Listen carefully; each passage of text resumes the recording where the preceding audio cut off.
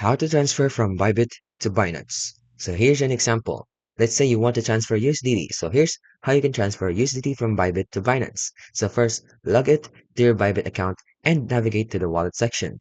And then find the select the USDT balance you want to transfer. Click on the withdraw button and then enter your Binance USDT deposit address in the recipient address field. Double check the address to ensure it's correct.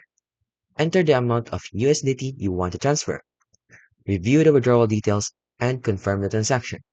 Wait for the transaction to be processed and confirmed on the blockchain. Log into your Binance account and navigate to the wallet section. Find and select the USDT balance. Click on the deposit button and copy your Binance USDT deposit address. Go back to your Bybit account and then paste the Binance USDT deposit address in the recipient field and enter the amount of USDT you want to transfer. And then review the withdrawal details and confirm the transaction. And lastly, wait for the transaction to be processed and confirmed on the blockchain. And that's it. Your USDT should now be successfully transferred from Binance to Binance. And that's how you basically transfer from Bybit to Binance.